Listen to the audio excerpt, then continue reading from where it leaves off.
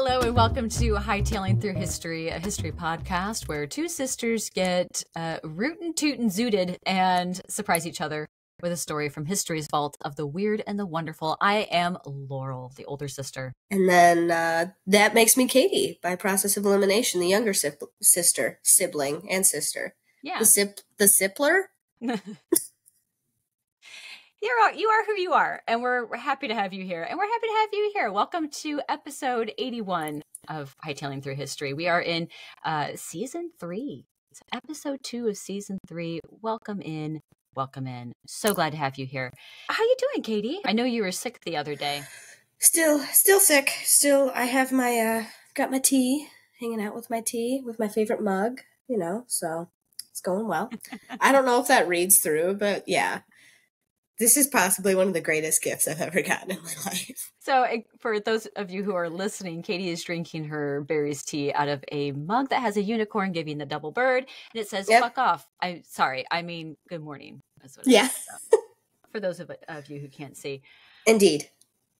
Which begs the question, what are you imbibing in today? Well, I have coffee. I have some coffee. Amen. And I have a little smoky smoke here. So...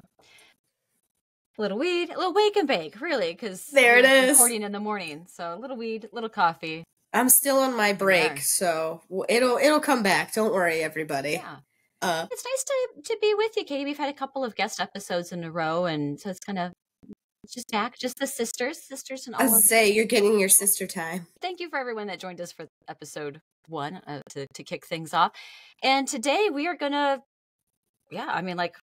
let's get to it, I guess. Indeed. Yeah. Which means this is back. Bottle, leaf, grinder, shoot. Okay, I leafed, you bottled, I beat. Leave me alone. The Titanic has arrested the public imagination for over 110 years. Proudly and lovingly constructed in Belfast, Ireland, she set sail for her doomed maiden voyage in April 1912 from Southampton, England. In less than 5 days, she was at the bottom of the ocean and wouldn't be seen again for another 73 years. This, folks, is the story of her almost accidental discovery and how a search for RMS Titanic was used by the United States as a cover for a highly classified Cold War mission. Of course it was. For my portion of the episode, I have a couple of stories from history that are all really interesting in their own right and could be full-length episodes, right? We have some pretty big stories that I'm just going to combine small parts of and then combine them together. In addition to the Titanic, I have a couple of other naval vessels, 2 nuclear submarines that went missing during the second half of the Cold War, the USS Thresher and the USS Scorpion. So you guys know how this is all going to play out because I'm combining things together. I'm going to go in a chronological order. I'm going to start with a timeline of the Titanic's maiden voyage, the sinking, and then we're going to fast forward to the 1960s, learn about the Thresher and the Scorpion and what happened to those submarines, and then move it forward to the 1980s and the top secret mission that involves all 3.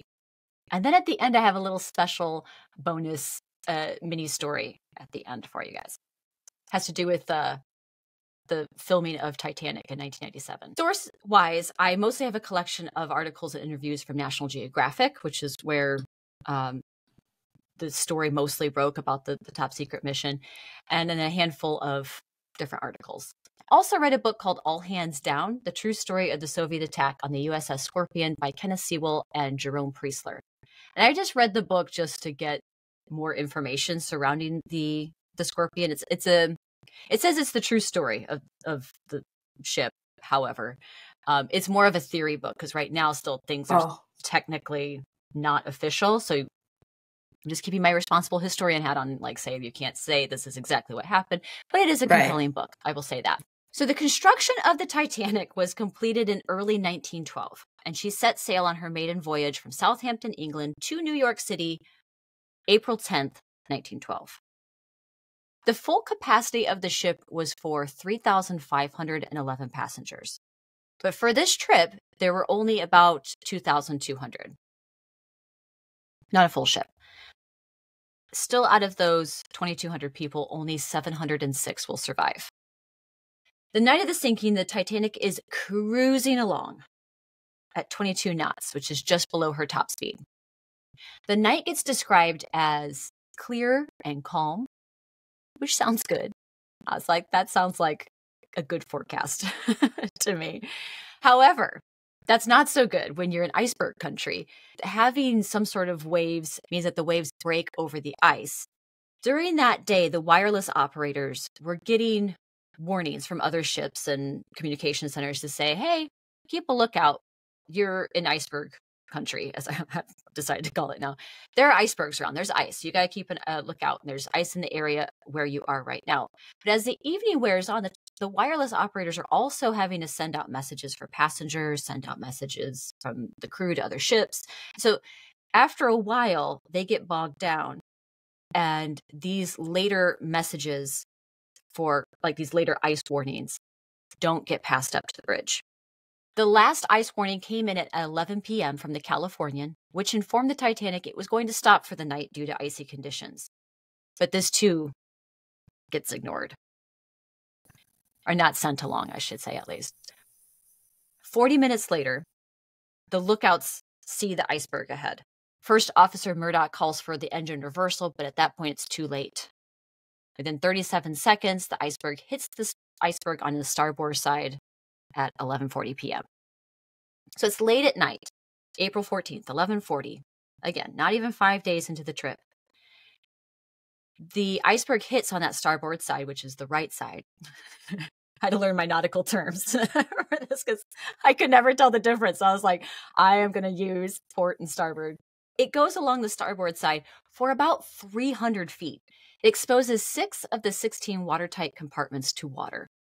And now, just as a quick aside, the reason why the phrase unsinkable or virtually unsinkable, like these labels got attached to the ship in the media was because it was assumed that even if the ship did take on some water, it was assumed that no more than 4 of these watertight compartments would ever be able to fill.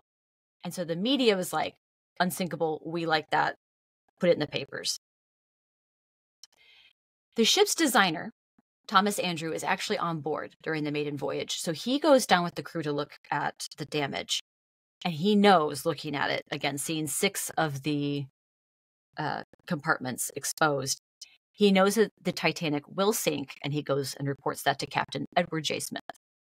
And he also estimates that it's going to be about 1 to 2 hours before that happens. So we better get a move on here. 20 minutes later, after striking the iceberg, so it's midnight, Captain Smith is sending out the first distress signals while the crew gets the lifeboats uncovered, and they start making their rounds to get passengers out of the rooms to evacuate. Because of the time of night, many were asleep or at least in their rooms for the evening. With these distress signals, the Carpathia is the only ship to respond, but is 3 hours away. So they're trying to get turned around and be like, right, we're coming. Like, here we go, but we're 3 hours out. One of the biggest questions that surrounds the Titanic, aside from the biggest one being like, hey, why weren't there enough lifeboats for everyone in the first place, right? I said like over 3,500 people were the capacity. I'm glad you said that because I was going to say, I thought there weren't enough lifeboats, if I remember correctly. Yeah. And now remember, the Titanic for the maiden voyage isn't even at full capacity then, at 2,200. Yet there's still not even enough lifeboats for 2,200 people. Even if they managed to get everybody on, or like they did a better job at filling up the lifeboats, there still would not have been enough for everybody. Hubris, I don't know. Gilded Age arrogance, I'm not sure. Right. But or they really thought that their ship was that unsinkable. The second question that comes out of that is, okay, then, as you mentioned, Laurel, there weren't enough for everybody. You said that they weren't even all full. Why were some of them sent out less than half full or not filled up all the way? So the captain's orders were that women and children were given priority first to board the lifeboats. Right. How this plays out looks different around the different evacuation points on the ship. On one side of the ship, you might have crew members who are only allowing women and children.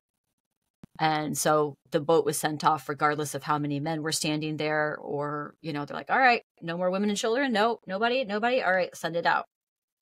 And so the men had to stay behind.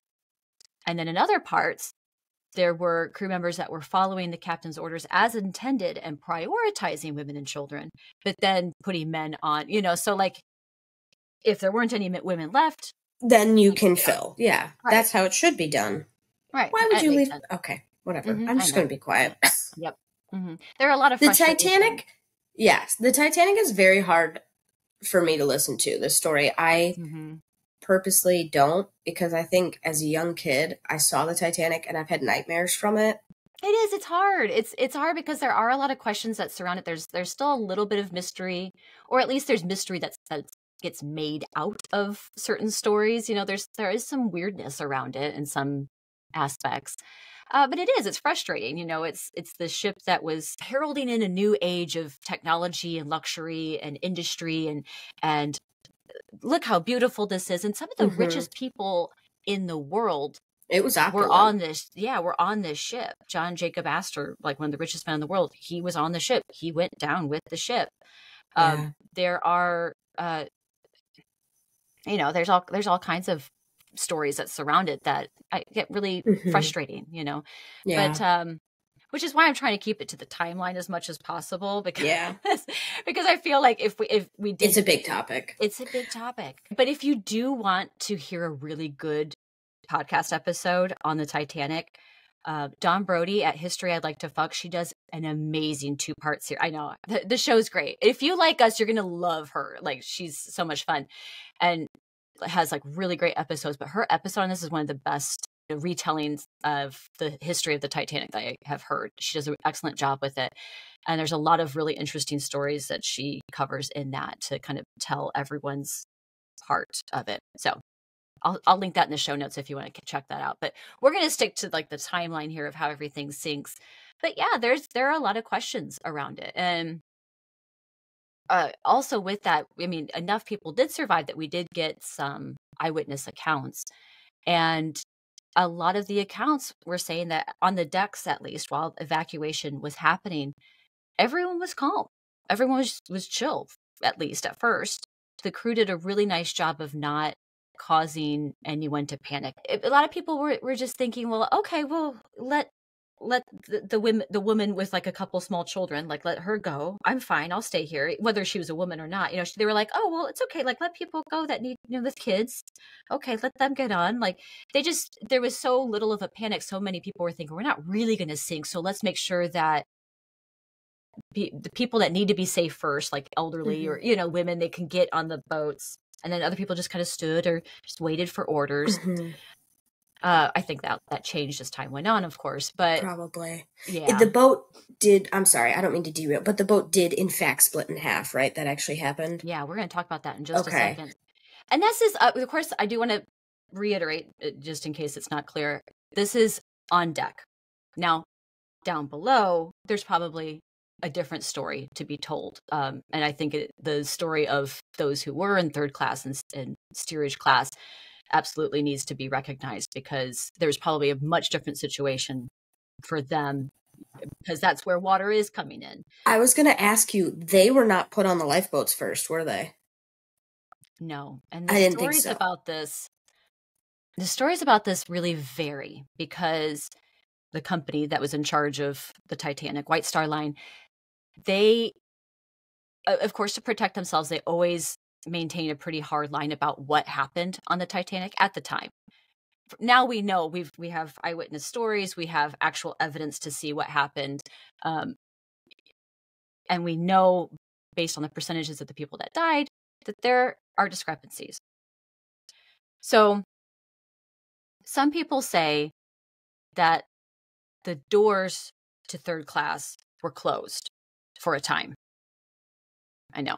Some, and for a time. It wasn't like they were locked permanently, because people were let off. But it was like one of those things where I think the thinking of the crew was that if they let everybody up to the docks, or the deck, sorry, to board, then there might be a rush, because they know that water's coming in and they might rush the decks and cause a panic. That's one story, right? And then they let women and children go, and men were purposely held back longer. Right, I know. Then there's other stories saying, well, because most of them were immigrants, English not being a first language, so directions were sometimes confusing. People didn't really Oh, understand what was going on because they're trying to figure it out from, an English speaker. Some yeah. of them also, because they're leaving with everything they own, like to start a new life, didn't want to leave behind possessions. So there was like hesitancy with Family that. heirlooms. Yeah. Okay. And so there's a few different things, right? I don't want to say any one thing or another, but like I said, you look at the It's numbers of probably who a survived. combination. You look at the numbers at the end of who survived, and I think that tells a pretty good story too. So the process, regardless of kind of how it all really happens, we have the first lifeboat going out at 12:30. First lifeboat sent out, lowered down, leaving the ship, and this process goes on for the next hour and a half. And during this time, the ship starts to list to the port side, to the left side. The ship also started to take on more water when some crew members tried to open a port side door at a lower level in order to evacuate more passengers. They said, hey, let's open this door down here. We can let people off from down here.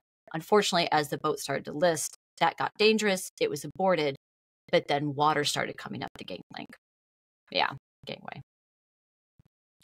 That happens at 1:50 a.m.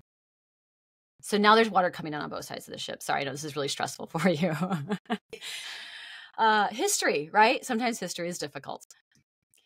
At 2:10 a.m., the entire bow, the whole front of the ship, is filled with water. And this causes the ship to then start lifting, kind of like going down, but like the back half, the stern, is lifting out of the water. 18 of the 20 lifeboats have now been lowered and have gone out from the boat, and the power to the ship goes out and it goes dark. 7 minutes later, 2:17, the catastrophic pressure of the water in the bow and then the stern getting lifted out of the ocean, it causes the ship to break in two. 2:19, the bow of the ship is quickly sinking to the bottom because of the shape, right? It's more direct, so it sinks straight down. And then the stern being more like open and kind of corkscrews its way down, and they separate. And then by 2:24 a.m., the Titanic reaches the bottom of the ocean. Of the over 2,200 people aboard the Titanic, there was a tragic loss of 1,500 passengers and crew members. Only 706 people survived. And there is, as I mentioned, there's a rather clear pattern of survival rates when we look at the different classes of passengers. Over half of first-class passengers survived, while only 1/4 of third-class passengers and then 1/5 of crew members lived. The wreckage of the RMS Titanic will not be found for the next 73 years. 1963. April 9th, so around the same sort of time. It's only a few days away from the 51st anniversary of the sinking of the Titanic, right? The USS Thresher left port at Kittery, Maine at 8 a.m. The Thresher was the lead boat in its class of nuclear-powered attack submarines. Note the year, 1963. So we are in the Cold War. I think this is also around the time of the Cuban Missile Crisis, too. Kennedy assassination. Like, there are a lot of things that are going on this year. Of course, this is earlier that same year, but still, like, we are still very much in the Cold War. So the Thresher is a submarine? Yes, that's what it looks Okay. like. Yep. Just staying on point with you. You got it. Yeah, it is a submarine, and it is the most submarine-y looking submarine you'll ever see, folks. It is the classic tube, very round shape. That is the Thresher. Yeah, very fierce, very cool looking ship. And this submarine is part of a hunter-killer initiative. So I don't know if you've ever heard that. I know, right? The hunter-killer is always like the phrase that gets attached to submarines on these like patrolling missions, but it's basically seek and destroy. Hunter-killer, seek and destroy. Oh, well, why didn't you just say that, Metallica? It is part of this initiative to defend against threat against the Soviet Union and their nuclear subs. Right. So it's like, that's what the Cold War is. You know, really, it was like decades of like dick measuring contest, essentially. I'm sorry, I don't mean to like simplify it that much, but that is essentially what it was. Is like, well, you got that. Well, we've got this, and it's better and it's newer and it's faster. And it was a show. Bigger. It was a show of who had more stuff. Really, it's like who could look more powerful and be more powerful in case things came to fisticuffs. So, and a lot of the Cold War was under the water, really. You know, there are a lot of stories of everything happening in the water and under it. So, Here we go. The Thresher. The Thresher and her fellow class subs were designed to be very quiet, dive deeper, have the best sonar and detection capabilities. It was supposed to be like the best technologically equipped submarine at that time. When she left Kittery, Maine on April 9th, the Thresher was off for a series of dive tests in the ocean about 217 miles or 350 kilometers east of Cape Cod, Massachusetts. This also included a dive to her test depth of 1,300 feet or 0.4 kilometers, which she had already successfully completed 40 times before. Like, she has already, by this point, gone through a whole series of tests, testing silence, testing ballistics capabilities, testing electrical and power durability at different depths, like all these different things, leaking, she is checking things off the list. She looks great. Anything that wasn't perfectly great, they got fixed up at the shipyard and then sent back out again. So she's tip-top, is what we're saying. The Thresher was also paired up with the USS Skylark. This acted as an escort and potential rescue, just like helping hands to the Thresher during the depth tests. On April 10th, the two ships met up for their next round of tests, and they get underway, the Skylark being about 10 miles away from the Thresher. The Thresher announces it's beginning its dive at 7:30 a.m., and from there, the Thresher, as it would go down, would just make periodic depth announcements back to the Skylark. Okay, 400 feet, half the test depth, check in. Okay, routine check in, no leaks, good, great. And so as they're going down, they're just checking in periodically with each other. At 9:12 a.m., Skylark's official records show a routine check and then a message from Thresher saying, experiencing minor difficulty, have a positive angle, attempting to blow, we'll keep you informed. And then blow their ballasts. The Skylark were unable to contact the Thresher after that, despite many attempts.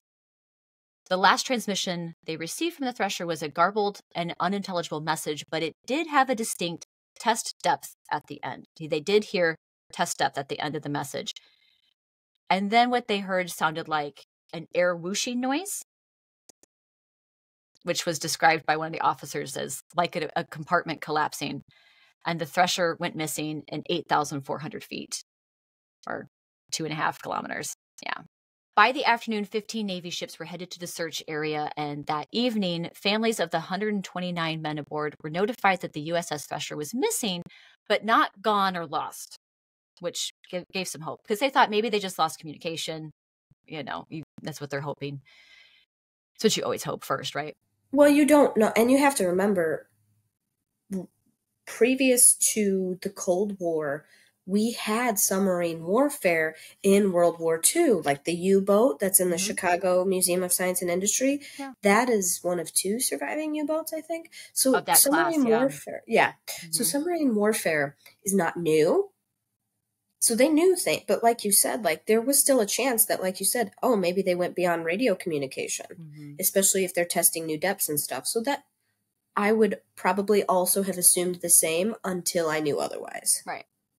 And the maximum depth that submarines would be in during World War II was 400 feet. So the Thresher was the deepest that submarines could go at that time, or at least for American submarines. I'm not sure what Soviet or other submarines looked like, but that was the deepest they were going at that time. At the search site, some small debris was found, and it must have been enough to get the Chief of Naval Operations to call off the search and declare the Thresher lost with all hands. 16 officers, 96 enlisted, and 17 civilian contractors. It wasn't until a deep-sea submersible later in June of that same year was able to dive all the way down to the site and formally identify the debris as belonging to the Thresher. The investigation of these dives, and the investigation of the Thresher, was classified for decades. It was the first loss of a nuclear submarine and also the deadliest submarine disaster for the United States, second in the world, behind France. 5 years later, in 1968, a skipjack-class nuclear-powered submarine called the USS Scorpion was patrolling for Soviet sub-activity off the coast of the Azores, which were Portuguese islands far out in the Atlantic. The Skipjack class are not as technologically equipped as the Thresher class subs, but they were still fast and still posed a serious threat to enemy craft. In this case, the Soviets still, who they were patrolling for in the waters around the Azores. And on May 20th, 1968, the Scorpion goes to look at a flotilla of various naval vessels. I mean, it was like a hodgepodge of vessels. They had some submarines there. They had an oil tanker there. They had a destroyer there. Like they're like, what's all going on here? That these Soviet ships are all like hanging out off this coast here. So they're off to go investigate this. The last message received from the Scorpion at U.S. Naval Communications Station in Greece was that they were 250 miles southwest of the Azore Islands and estimated her arrival back in Norfolk, Virginia to be 1300 hours or 1 o'clock on May 27th, 1968. On the 27th, the families of the men on board the Scorpion gather at the pier to meet the submarine, but it never arrives. The admirals, however, already knew that there might have been something wrong because they weren't receiving messages from the Scorpion up to that point. Like the Thresher, they hoped that it was just a loss of communication and that she would still come into port and just be like, sorry, our electronics messed up with their communications. But they didn't hear anything from her, so they were like, oh, this is our last chance to see if she comes in. If she doesn't, we got to be worried about this. And that was exactly what happened. She didn't come in. A massive search was launched.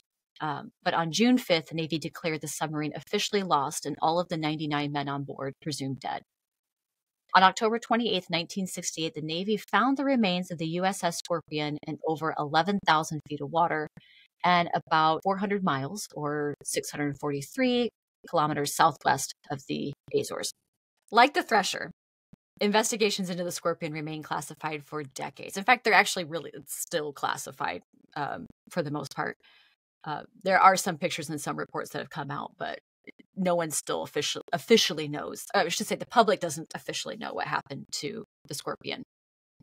It's still technically a mystery as of the time of this episode, although plenty of theories abound. A couple of the biggest ones, and the one that the Navy seems to be putting out currently and supporting, is that there was a failure with equipment. So either a torpedo exploded within the ship, or it was fired and it got hit. They got hit by their own torpedo, or option 3, which was supported by all hands down the book that I read, is that it was a Soviet attack, but it was covered up because there was worry that if that came out, then it would have sparked World War III. Mm-hmm. Yeah.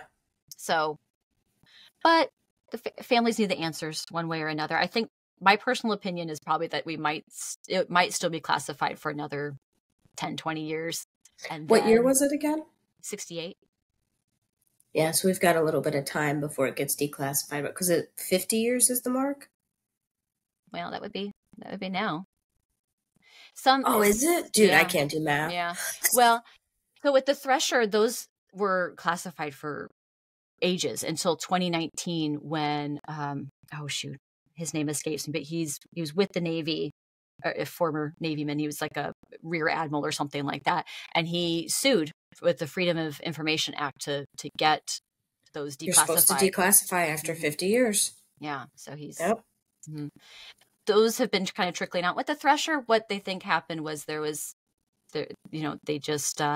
started losing pressure, and then the ship started sinking down. And that was when they were trying to get back up again. But it just kept going down. And then mercifully, when it happens that there's a rupture in the pressure, is the destruction happens in like 0.2 whatever seconds. They get crushed. Yeah. Well, so the wreckage is kind of like shredded. It's kind of like imploded. So that's what you all think. Secretly, it was a sea monster. So that's a thing. You know what? Laugh as you will. You don't know. You don't know what's down there. Weird. Oceans are weird. But I know, but we can't put forth at sea monsters. Just saying. What is it that we know more about space than we do the bottom of the ocean? I'm like, don't tell me that. Yeah. Don't tell me things like that. That fuels my nightmares. Mm-hmm. Either way, it sounds like it was fast, and I hope for their sake it was. Yeah, that is the silver lining there, I guess, if you want to say that. That was the one blessing out of that, is that was fast. So yeah, there's still a lot of mystery around the Thresher. Those are the two stories that are put forth, right? The Thresher and the Scorpion are marked as eternal patrol because they never came back to port. So In 1985, we meet Robert Ballard, PhD. He's an oceanographer and marine geologist working alongside the Navy. He has developed a deep-sea submersible called Alvin, which I love it. And in 1982, he went to the Navy to request funding to further develop the tech. Dr. Ballard had already found a bunch of other famous shipwrecks.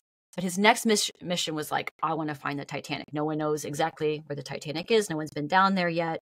We have ideas, but no one's seen it. That's my next Do they target. know at this point where it went down? Mm-hmm. They know roughly where it is off the coast of Newfoundland, but for whatever reason, at that point, there hadn't been the technology to get down there. Almost there. So the Navy agrees to help out with this funding under the condition that he uses the search for the Titanic as cover and first goes to the wrecks of the Thresher and the Scorpion.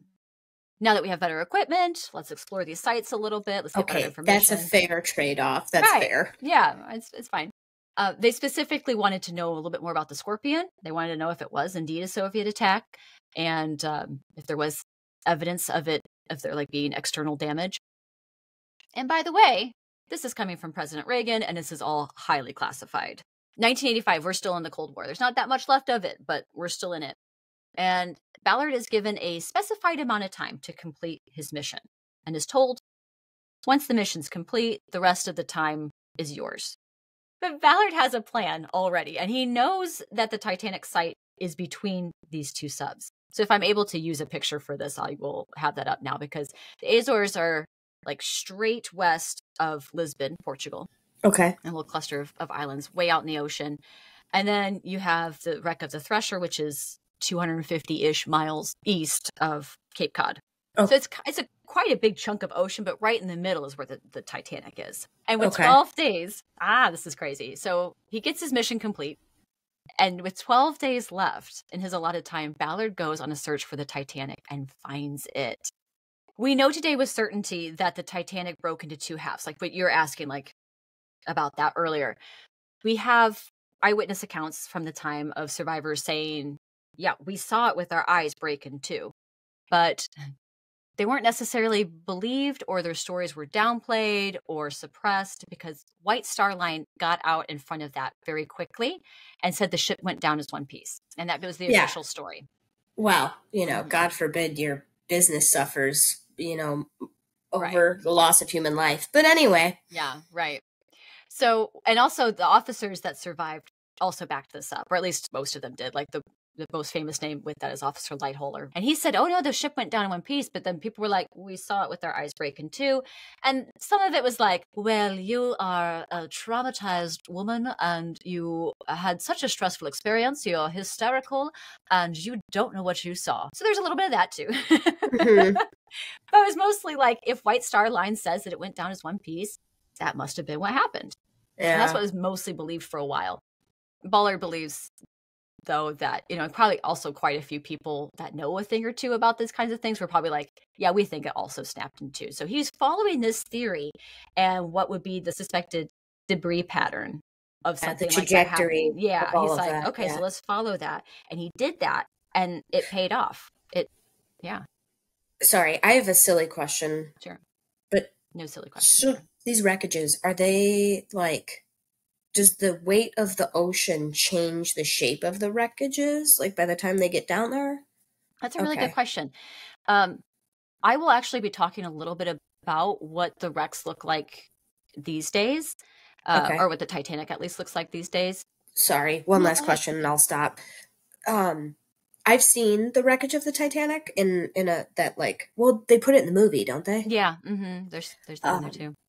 Is this a normal thing? Do they go down periodically and check on these things? Mm-hmm. Oh, they do. Okay. Yeah. So it's not an untouched site. It's not something they do every 5 years. They're periodically checking in on the Titanic, checking in on Thresher and Scorpion and all that. Yeah, okay. There have been multiple dives to each of these sites. It's just Ballard's is particular. His was the first technology. Well, he found it to go down that far, and he had better technology. It could also go down farther. Yeah. And for him, it really laid the groundwork for deep sea ocean archaeology.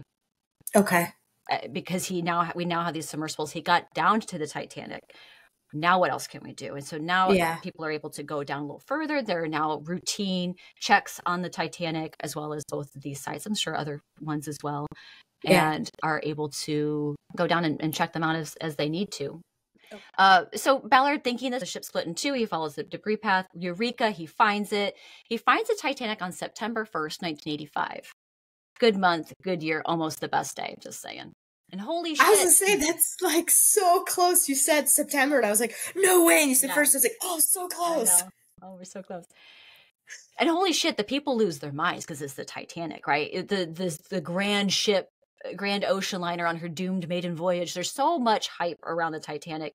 And it has been now, boom, back in the public eye. Pictures came out in 1986 that they were released then. And it was the first time the public had seen the ship in over 70 years. You could see the pictures of the bow. You could see pictures of the portholes and like debris and things that, that are now at the bottom of the ocean. And the Navy was a little nervous at first because they didn't think that Ballard was going to find the Titanic. They're just like, sure, whatever time you have left, whatever, which is fine. Oh, where there's a will, there's a way. Right. Good job, Ballard. Yeah. The Navy was a little worried that people were going to start asking questions. Well, why were we down there in the first place? What's going on? But the Titanic was used as the cover, so it just paid off. You know what I mean? Like, the Titanic is over 112 years old, and she's fallen apart. Between organisms that are like literally eating the metal and any organic matter on the ship, the wood and all these things, the currents are very powerful down there. That has been messing with the ship itself. And then also the people that go down there to look, if they're not being very careful, namely tourism. Not so much the scientists, but probably like tourists going down there to see it. Obviously the ship is not what it used to be, right? And over time, it's certainly eroded and is falling apart and collapsing. Expert opinions vary greatly on how long they think the ship will stay together. Some say decades, and some are saying we've only got a few years left before this completely collapses. Well, and the salt water's corroding it too. Mm-hmm. Yeah, there's all kinds of stuff that is going against it. I will say, probably just from my own observations, I lately have been saying, and this was before I decided that I was going to start researching the story. The internet like goes, oh, hey, I see you're researching something. Let me like throw more things at you, right? This is before I decided to do this, although it was a catalyst for making me go, hey, you know what? I've been meaning to do a story on it. Let's do it. So I have been seeing a lot more stories of scientists trying to make sure that they're going down, they're getting pictures, they're doing a lot of 3D mapping, they're trying to preserve as much as they can of it because of the worry of it being lost really soon. There's the RMS Titanic Inc. So they've gone down and tried to pull up as many artifacts and parts of the ship that they can and is appropriate. So to preserve them. Sure. They're a nonprofit organization that preserves them, and they take them to the different exhibitions and then keep them for the future. I want to say National Geographic, I think, was having a whole mapping, 3D mapping expedition. There we go. So we can go into the Titanic and learn from the inside, and they have these things for the future. And that was another. So once it's not physically here, they can still. Mm-hmm. Interesting. Wow, technology is wild. I know, and this was back in the 2010s. So right now, I'm not entirely sure even what's happening with it. I know I have been seeing more articles of people worried about it.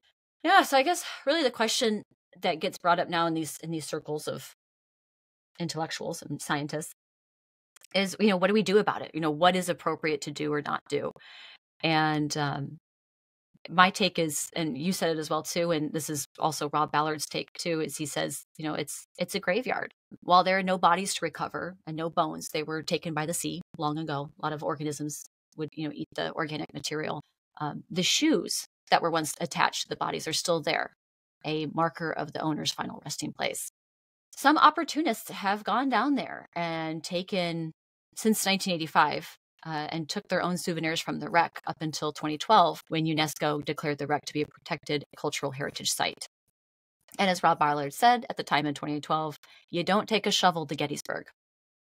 And, it's funny, I was writing the majority of the story yesterday, and there is a account that I follow on Instagram called Dirt Diaries, and she's a doctor of archaeology, and she's always got like, hey, here's some cool archaeology news this week, and, different things.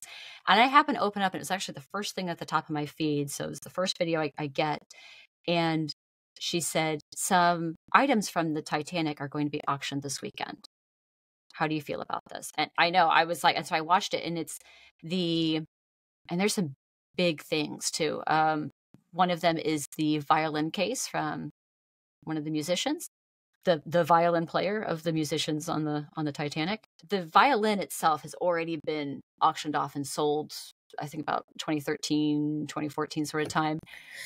Yeah. And that went for like 1 point something, whatever, $1 million. But why is it not in a museum? Right. Exactly. I know. John Jacob Astor's super fancy gold watch, his pocket watch, that's going on auction. And I'm like, oh. Who is auctioning these things? Right. Who is it, a private party? It's probably private collectors. That's happening, I think, well, the weekend that this episode comes out, I think it was the weekend that she was referring to. But yeah, these things are happening. I mean, it's a question that's like, what? Who gets a say in this? Who gets a say on like what we get to do and not do of these things? But it's interesting. It leaves a lot of questions. It leaves a lot of frustrations as well. I promised you guys a uplifting bonus story at the end here. So I've got something that's going to hopefully help add just a little bit of levity to my episode today. And my bonus story, which centers around the cast and crew, the filming of 1997's Titanic. And it's about some psychedelic clam chowder. And that's not a joke I'm making. So, I mean, literally someone spiked the chowder on the set of the Titanic with PCP, and 80 people of the film's cast and crew were affected by it. It's actually a really big mystery in film history.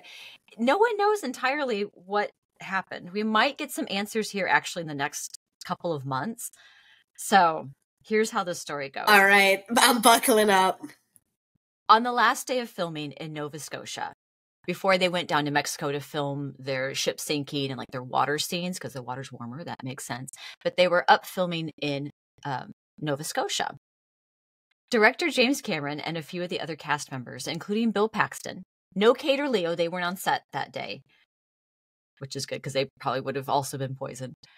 But they all started feeling a little bit weird after having some of the chowder that was provided by some local caterers. I keep saying clam chowder. It was shellfish chowder. That's actually like the story is it's clam chowder, but when you actually dig into the story, people are like, oh, it's lobster. Oh, it had a variety of shellfish in it, but shellfish chowder, whatever it may be. Okay. Seafood's in it. That is an important addition to note because of the shellfish that was in it. When they all start feeling a little weird, director James Cameron thinks that they've been food poisoned. He tries to go make himself throw up. So he's like, get it out of my body, right? Makes sense. And they've been poisoned, but not by the shellfish.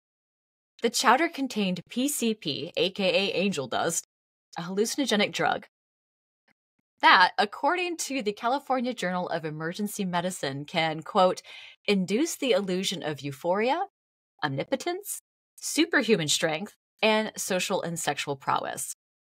Now, I don't know about you, Katie, but I remember learning about PCP and Dare, and that was the one that scared me the most. The one that scared me was ecstasy, because I actually have seen videos of people like seizing to death on it. So that's the one that scared me. That and then meth, because I've watched a lot of A&E. Yeah, drugs can be scary, right? Be safe out there, folks. Yeah. But the PCP, I remember being freaked. What freaked me out about that one was that it was the superhuman strengths and abilities. People thinking that they were like Superman, and then going up on buildings and being like, "I can fly," right? That's what the Dare officer tells us, right? So I'm like, no, I don't want to have anything to do with that. So one report is that James Cameron is like, something's inside me, and he's like. Yeah.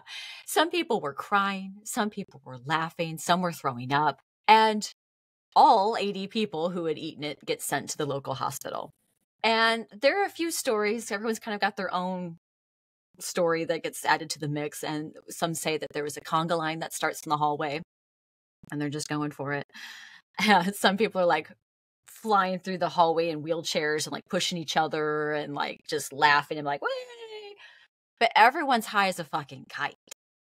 But I guess if you're going to have to write out your PCP high anywhere, like in a hospital, especially because you didn't know at first, like you might be freaking out. A hospital's an okay place. So if you need medical attention, you're there, right? You're there, right? Everyone was given liquid charcoal and they were able to go home the next morning and everyone's okay. But it's a big mystery. Like, who done it? There are a few theories. The first one was that since James Cameron's a little bit of hard work, from my understanding that he can be kind of demanding, that someone spiked the food in order to get back at him. Oh. That one's generally dismissed. Okay. Another is that it was done by a disgruntled chef who had been fired. That one also seems to get dismissed. There's just not a lot of evidence around it. Yeah. The theory that apparently got a few leads and seems to have some legs was that somebody on the cast or crew had a problem with the caterers and they were bickering back and forth about something. I guess they were trying to get the caterers fired, which worked because the caterers were fired the next day. It was done as like a so it wasn't caterers at all. It would have been somebody trying to make the caterers look bad. That's what they're thinking. Yeah. Oh. The caterers, on the other hand, deny any wrongdoing. And the company owner said that it was, quote, the Hollywood crowd bringing in drugs and thinking it would be like a fun party thing to do. And it got carried away. But for 2 years, the Halifax police investigated the mysterious trippy chowder and closed the case in February of 1999 when they had no further leads and it went cold. So just recently, this has come back in the news because the Information and Privacy Commissioner of the Halifax Police Department, Tricia Ralph, ordered an unredacted report to be released to the public, which, if everything works out, could be available as early as mid-May 2024. Ooh. If that comes out. So that'd be fun to see everything that happened in the investigation. It might get us a little closer to some answers, but yeah, as of right now, it's still technically a mystery. And that, folks, is the story of how we found the Titanic in 1985, how it was a top secret cover, the USS Thresher, the USS Scorpion, and some PCP chowder on the Titanic film set. What a wild ride. And a conga line. It's amazing.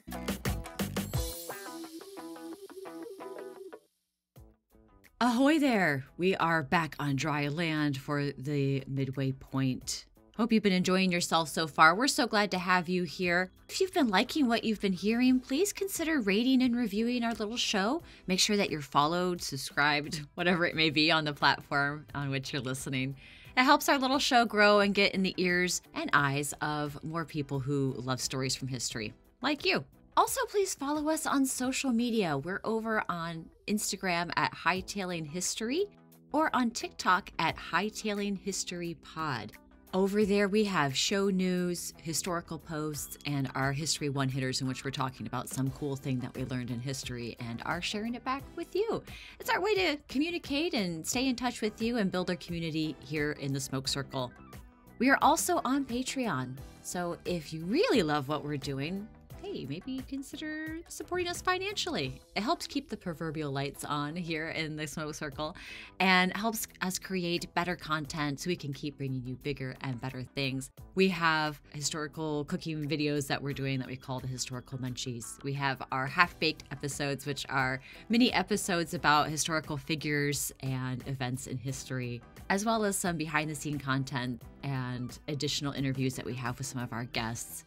So that is over at patreon.com/hightailing through history.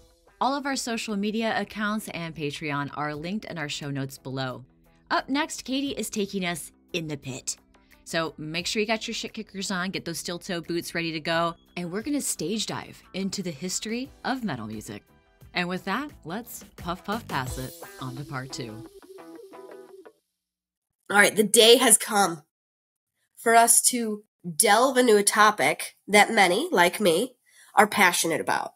If you thought the cheese episode was big, you haven't seen anything yet.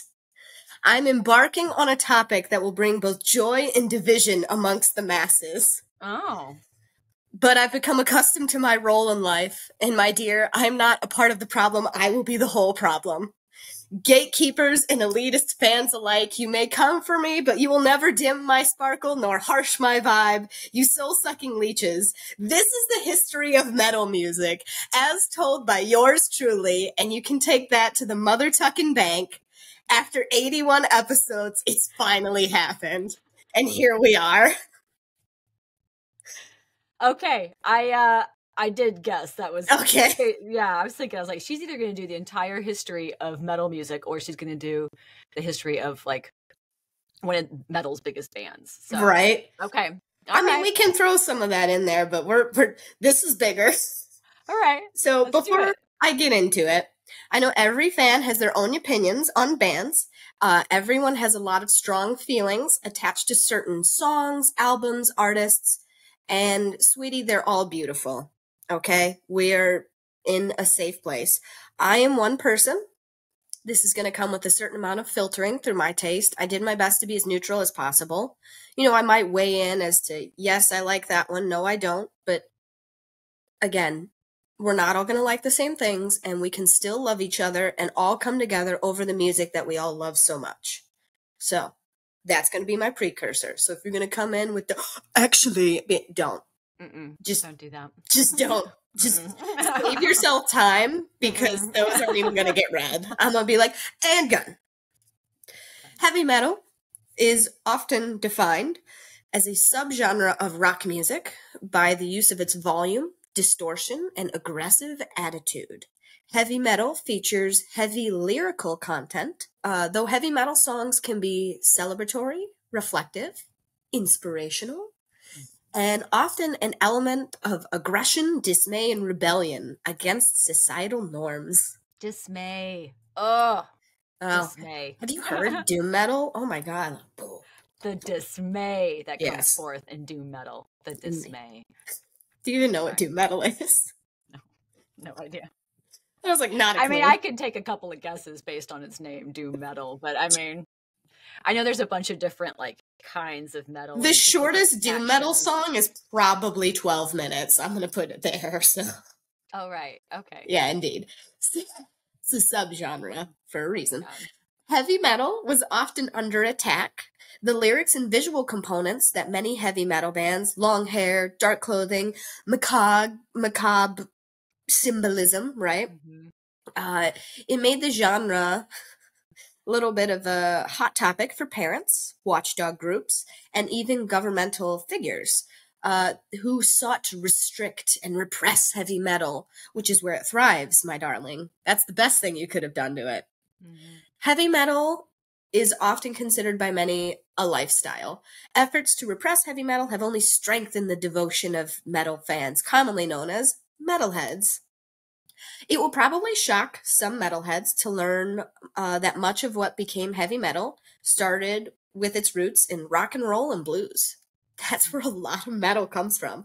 Like Jimi Hendrix and guys like that. We would not have metal if it wasn't for those guys. And I love me some Jimmy. Like, for sure. Some genuinely jolting surprises can arise as well when a performer who's known for a very specific type of music reveals that they've been shaped by artists of a totally different genre, what they grew up listening to, such as Garth Brooks. He's a lifelong Kiss Army metal member.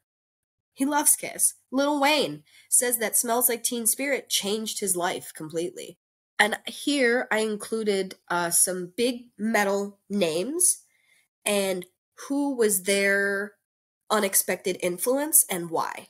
So I just thought that was a really cool thing to put. So Trent Reznor of Nine Inch Nails was a huge Pink Floyd fan. That one did not surprise me that much, though. You've never been to like a Nine Inch Nails show or listened to Trent Reznor music? Yeah.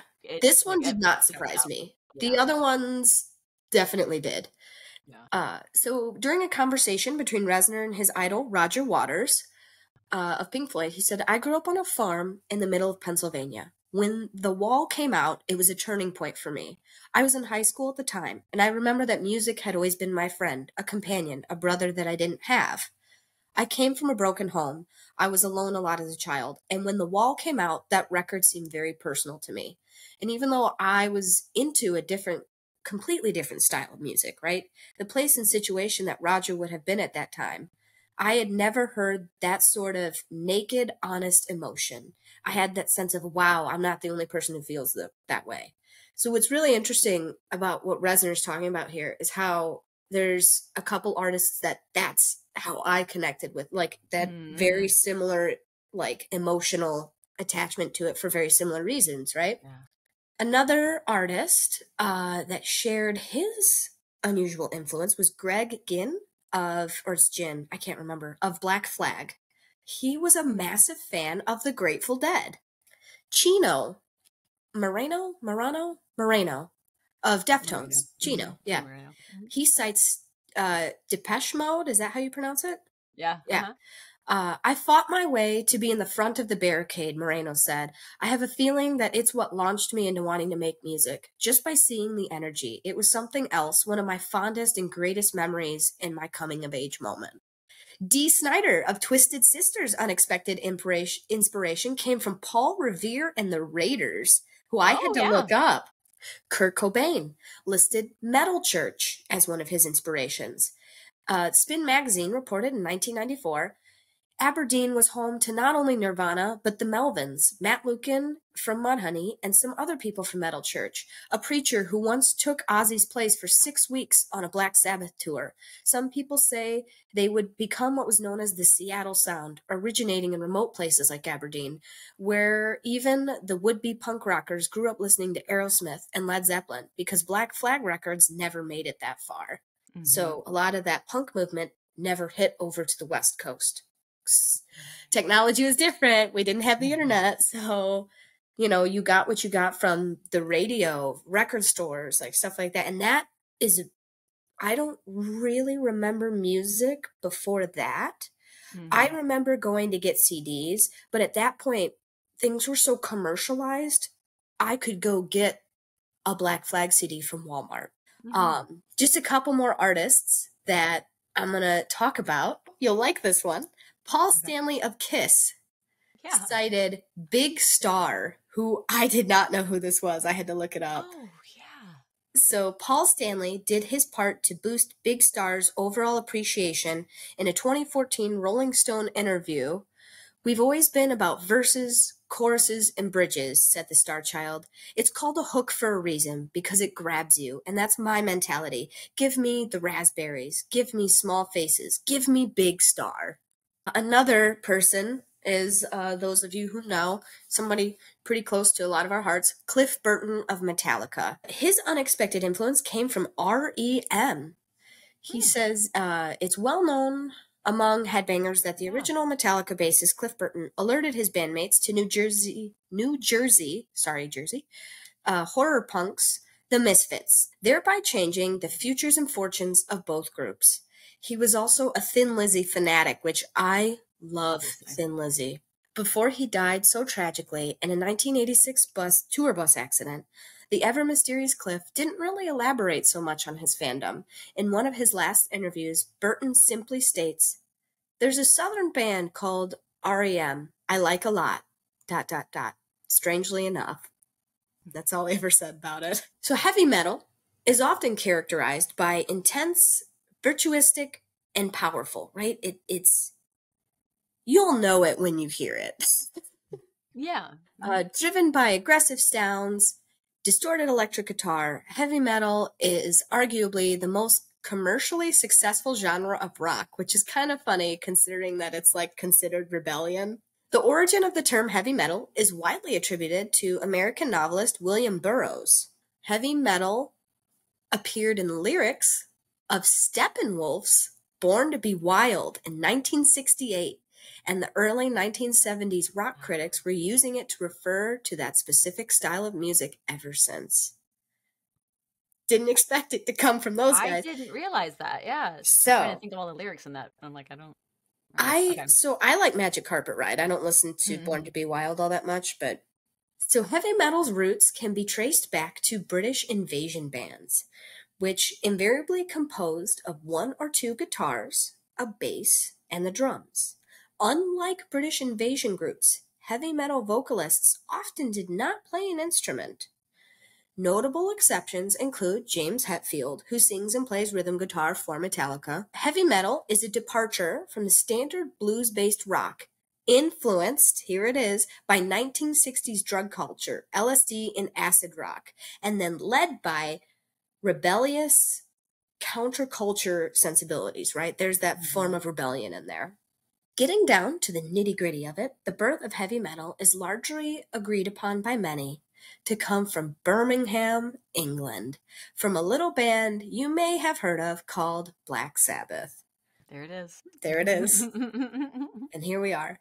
Birmingham, at the time, is a blue-collar factory town. Didn't offer a lot as far as youth activities, right? Very industrial almost.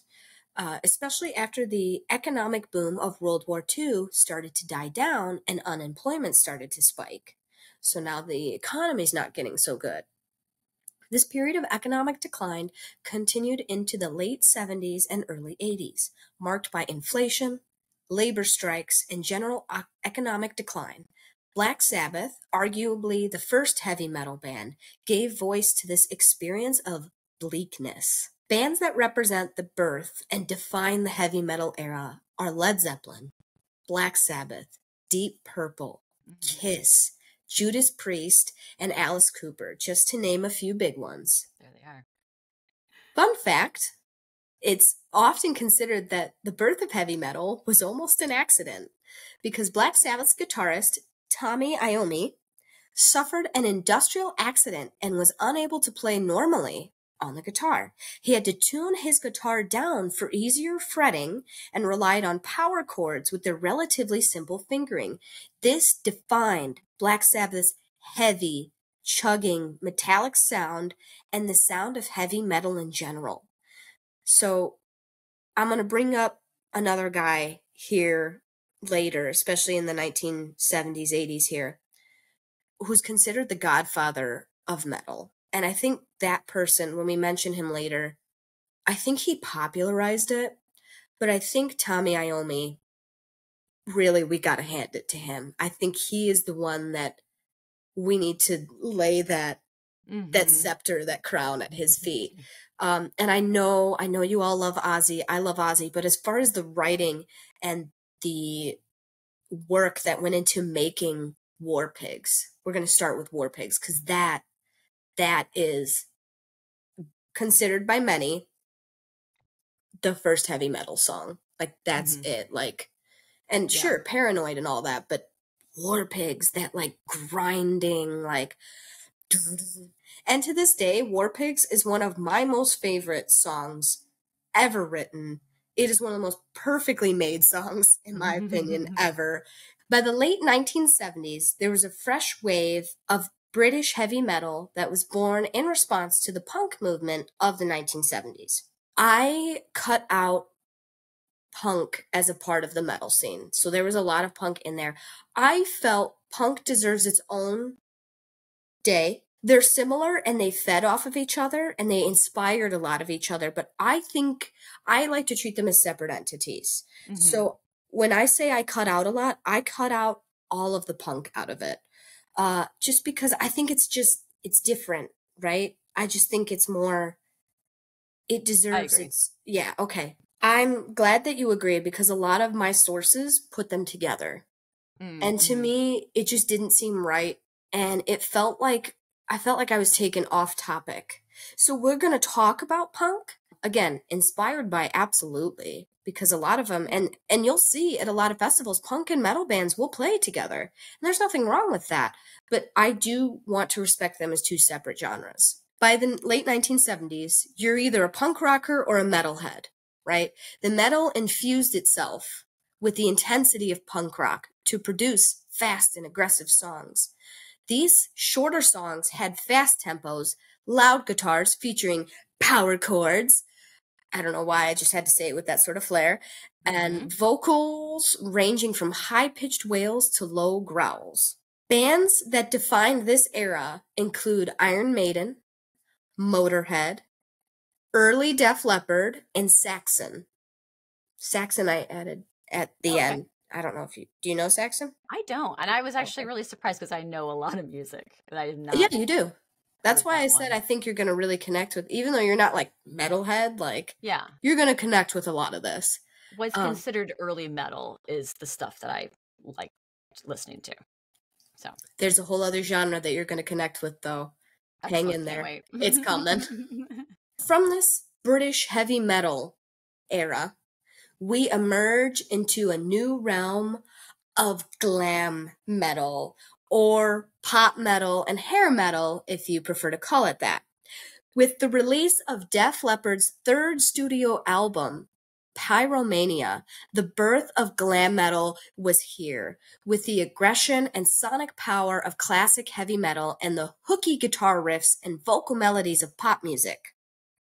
The mid-1980s, glam metal bands perfected the metal ballad, right? A slowly building rock ballad, frequently focused on love song themes, that eventually broke into a powerful, high-energy, guitar-driven heavy metal.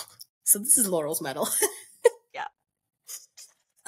This personally is where I would more put AC/DC. I don't know how you feel. If you feel they fit more in the previous one. I am now realizing that I didn't put AC/DC in here at all, so wherever we feel they fit, we should put that in there now. I almost feel like they're almost like a transition. They kind of transcend that a little bit back towards like the punk inspired. Okay, then we're going to put AC/DC back up here with Iron Maiden, Motorhead, early Def Leppard, and Saxon. Then that's where I'm going to place them. So once this genre, this hair metal genre, began to decline in the 1990s, hair metal really became a derogatory term used to refer to the bands of this era, which to me is not fair. It's not. I get it, because at the time it was a social thing, right? Like, it's not cool for this, that, or the other.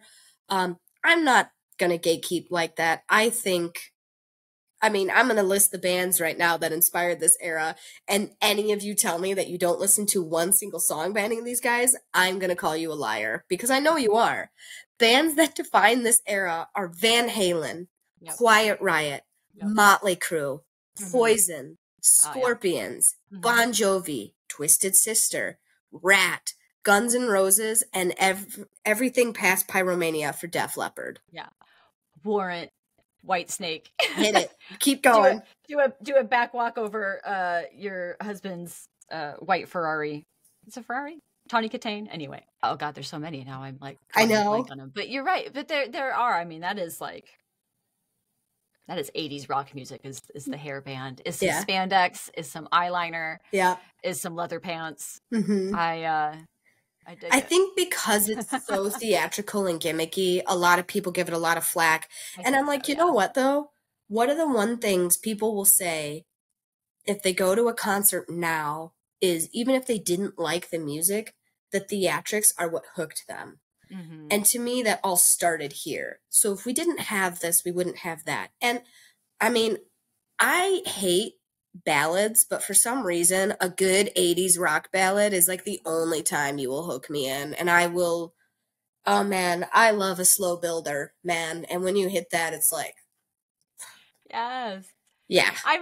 We all know this about the elder sister here, that she's a bit of a theatrical razzle-dazzle kind of person. She is a one-person show sometimes. Me loving a more theatrical glam rock of the 70s and of the 80s checks out. Right? Yeah. You're like, of course she does. Of course she loves that.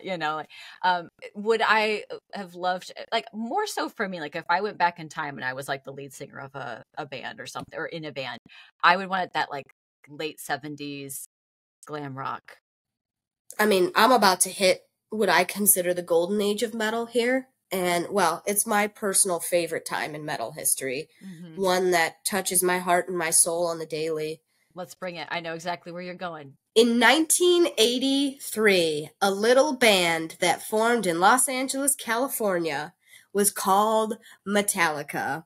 Guys, gals, non-binary pals, we have arrived at the era of metal music that is closest to my heart, the birth of thrash metal.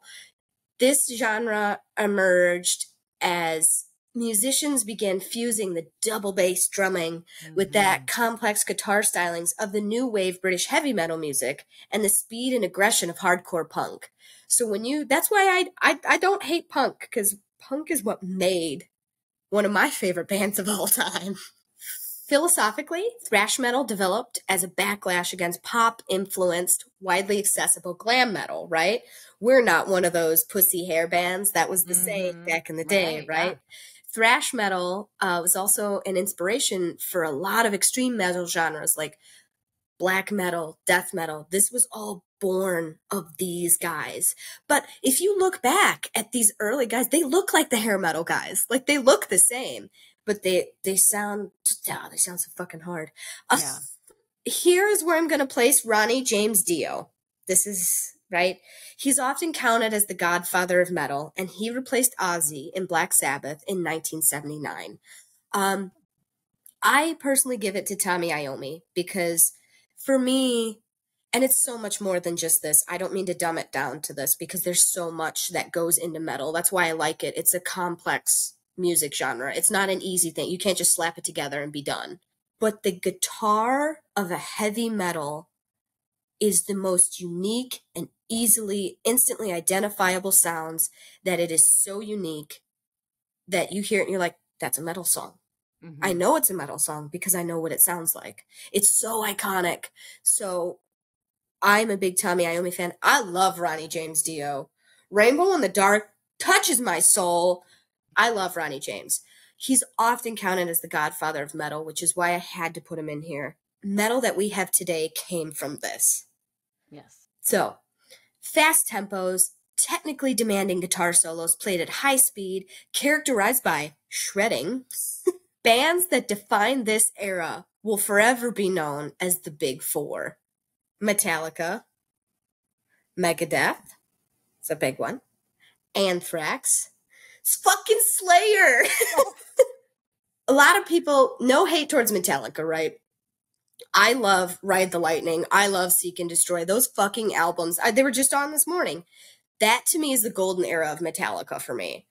Slayer is the defining band of the thrash era. Because Slayer, to their detriment in some cases, stuck so hard to that thrash sound, I'm going to give it to them. They are it for me as far as thrash. Because, you know, Metallica does journey off into other genres at a certain point. They evolve over time. And Slayer really just kind of sticks in that rut of thrash, which is why they didn't make a lot of money as a band. You know, so Slayer, a lot of their money is made now through merch. Okay. A lot of those guys couldn't retire because they made so little money, right? Because they didn't do what was popular. Oh, right. You know? Okay. So, that being said, heavy metal musicians and fans came under severe criticism in the 1980s. Political and academic groups sprang up to blame the genre and its fans for causing everything from crime and violence to despondency and suicide. I'm going to go into some of the lyrics and not the actual lyrics, but what people, we're going to hit some of the cultural problems that people had with what these lyrics from these bands dealt with. And if that is upsetting to you, which it might be, probably fast forward about 60 to 90 seconds. So defenders of this music pointed out that there is no evidence that heavy metal's exploration of madness and horror caused, but rather articulated these social ills, right? Like, no, they're talking about it. This is why a band like Slayer didn't make a lot of money, because they were not afraid to put some of the shit out there, Angel of Death, looking at you, that they did. The genre's lyrics and imagery have long addressed a wide range of topics. The music has always been more varied and virtuistic than those critics want to admit. So it's important to note that death metal, a subgenre spawned by Slayer, specifically Slayer, whose music was more violent than their thrash contemporaries. Death metal's defining musical characteristics is a death growl vocals, along with violent and extreme lyrics that explore dark and sadistic topics like psychopathy, delirium, mutilation, exorcism, torture, sexual assault, and cannibalism. Which is why a band like Slayer did not make a lot of money, because they weren't afraid to go there. Mm-hmm. Death metal, in turn, spawned multiple dark and morally questionable subgenres of war metal, deathcore, grindcore, etc. Keep in mind, thrash metal bands all came from California. So this perfect California vibe and this Hollywood, they were the exact antithesis to that, right? They were determined to say, no, the world's not as pretty as you think it is, you know? And bands like Slayer, like, crawled so that Lorna Shore could run, so that Lamb of God, who's very punk charged and politically motivated, could run, so that bands, you know, you're not going to get rich being a metal musician. I'm just going to put it out there. You know, Metallica, sure, but again, they got lucky. You know, it's that whole, I'm going to die on my hill because of what I believe is right or what I really feel about it, you know? I just have so much respect and love for Slayer because of that. They are what allowed metal to be what it is. And even punk music, in my opinion, you know, like a lot of that exists because Slayer wasn't afraid to go there. Mm-hmm. Journeying out of the 80s, right? In 1991, the first Lollapalooza Music Festival, conceived by Jane's Addiction frontman Perry Farrell, and also the release of Nirvana's first album, Nevermind. These two events would change the trajectory of popular music in America. Music journalist Michael Azared asserted that Nevermind marked a sea change in rock music. Alternative music, which now had been truly alternative, suddenly entered the mainstream. We're not going to get too far into it, but it does influence where metal goes next. Metallica's self-titled Black Album, released in 1991, was arguably a defining moment for the genre and a pivot for the band. So you either love or hate the Black Album. I can't stand Black Album. I won't ever listen to it. That doesn't mean it's bad. It just means it's not my taste. The Black Album is often considered like that's like metal music's album. I would tell you it's Paranoid by Black Sabbath. To me, but again, to each his own. The alt metal label was applied to a wide spectrum of bands that fuse metal with different styles, and that's what's so cool about the 90s. Is punk, funk, hip-hop, progressive, industrial. Alternative metal artists, though they did not represent a cohesive scene, were, one, united by their willingness to experiment, and two, their rejection of glam metal aesthetics. Sorry, Laurel. No, I know, I totally get it. Like, I understand why other people be like, ugh, about it. I just laugh. It makes me laugh and makes me smile because it's just because of how silly it kind of is, you know? But, yeah. You have fun with it. You don't take it too seriously. Give me some high kicks. Exactly. I'm not like, that's the best music ever, man. Yes. No, I know it. I know. This music saved my life, bro.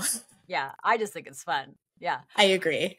David Lee Roth can still practically kick himself in the head. Which is insane. Hilarious. Which is crazy. Yeah. Anyway. Moving on. But yeah, no, this is my era of music in terms of what I grew up listening with. Yeah. It's common. Mm-hmm. So described as a compromise for people for whom Nirvana was not heavy enough, but Metallica was too heavy, is what this is. Bands that represented this category are Alice in Chains, Tool, Jane's Addiction, Nine Inch Nails, post-1990 Metallica, Faith No More. I'm going to put in their Soundgarden. I think Soundgarden. Corrosion of Conformity for those of Ministry. These are all these 90s guys. A band formed in 1993 released their self-titled album the following year, and it was widely considered to be the first release of nu metal. That band is Korn. Some describe nu metal as a weird outgrowth of the Lollapalooza era alt metal scene. During the late 1990s and early 2000s, nu metal was prevalent in the mainstream. It became more popular than alternative metal and resulted in a more standardized sound. Nu metal, or aggro metal, which I've never fucking heard it called, but whatever, borrowed from many diverse array of genres, including funk and industrial music, hip-hop, and electronic music. Its lack of guitar solos and emphasis on rapping as vocals are perhaps its more definitive elements, right? Absolutely. In retrospect, nu metal is disrespected and panned by many, similar to the 1980s glam metal. It was a musical refuge for suburban kids with dysfunctional families. That's what people kind of say, you know, which is sad to me because I think nu metal has so much to offer. And right now we're living in its revival, Laurel. new metal is back, and bands Oh of yes, they today, are. I know. Yeah, bands of I've heard things today, in about it. case anybody wants to delve into it, because they are taking it to another level, and it's so cool. They are taking the theatrics of glam metal and mixing it with new metal, and that is like the new metal, and it's fucking cool. So here are some of the bands bringing back new metal today: City Morgue, Code Orange, Loathe, Nova Twins, Orthodox, Spirit Box, which is a little bit more on the deathcore side, but they still bring those elements of new metal in. Tala, Tetrarch, which is really cool. That's a black artist. Kim Dracula, who I'm a massive fan of, and Wargasm, to name a few, if anybody wants to sample them. I definitely think you should check them out. And a lot of people, they do give new metal flack, and that makes me really sad because a lot of artists today, like, that's what we grew up with, you know? So I'm going to refer back to the godfathers of new metal. Slipknot, Linkin Park, I'm putting them in there, guys. It's happening. Limp Bizkit, as much as it pains me to do it, they're in there. Papa Roach, POD, Korn with a K, Mudvayne, and Deftones. Is there anyone you wanted to add to the new metal? Sorry, let me give you. I don't know, Godsmack and Mudvayne with those two Yes, sort of in there Godsmack. too. Thank you. Okay. Good one. Excellent addition. So from here, I'm going to descend into madness and really quickly name off a bunch of subgenres, because here is where metal really umbrellaed out. After the 1990s, metal was no longer an era. It's what type of metal do you listen to now? And even then, if you're like me, you listen across all of it. The reason I included these subgenres is because it's fucking hilarious to listen to people argue over subgenres. I'm just going to say it. The subgenres of metal are like the thread count on sheets. When that number gets so exponentially large, it ceases to matter. So I'm just gonna fucking hit through it because it's funny. But these are some of the things that we do have now because of all of these bands that came before us. So we have anarcho-punk, crust punk, thrashcore, grindcore, metalcore, mathcore, deathcore, funk metal, rap metal, avant-garde metal, symphonic black metal, Viking metal, war metal, doom metal, drone metal, funeral doom, sludge metal, stoner metal, extreme metal, folk metal, kawaii metal, Latin metal, progressive metal, and many more that only matter to those who care. Okay, I love math metal. I thought, well, I got stuck on crust punk or something like that at first, and then I was like, math metal, what? And then kawaii metal? Stop it. Love It's it. a thing. And they each are defined by very specific things, right, that make them fit in there. So, honestly, here is where our story ends. I didn't get much further into it, but to me, bands are not defined by the genre. A metal band can be all of these genres at once. Kim Dracula is an artist that will go through trap, rap, smooth jazz, deathcore, and then Fall Out Boy emo all in the same song. And you're like, what? And Oh, the ability to like blend genres is something that new artists are perfecting to a level I have never seen before. And there's so many, like Lorna Shore has taken symphonic metal and mixed it with deathcore and created something that sounds like a movie soundtrack with super harsh vocals, you know? The artists of today are going somewhere big, and it is so cool. We live at such a great time because not only do I get everything from before, but we have everything that it's going to become. And I think that's so freaking cool. One thing I'm going to say is if you do check out Kim Dracula, which I highly recommend, there's a lot of gun violence in the videos. Kim is from Tasmania. A lot of Kim's music is centers around that as making a statement and stuff, right? I highly recommend it, but if that video is going to be upsetting to you because there is gun violence in it, choose the album instead. I love the creativity of what new artists in metal are doing then. That's really cool. I know I listen to, I mean, I don't listen to metal music. I leave that for you, my dear sister. But I know it, and there's a lot that I appreciate about it, and there's a lot of old influences and everything that it's its old foundations, maybe I should say, Mhm. that I do like and I've listened to and know well enough. But I love that, yeah, as music has evolved, regardless of the genre, that there is a lot of blending that now happens. And I think that's really creative and really cool and makes for new music and Absolutely. new sounds. I love that.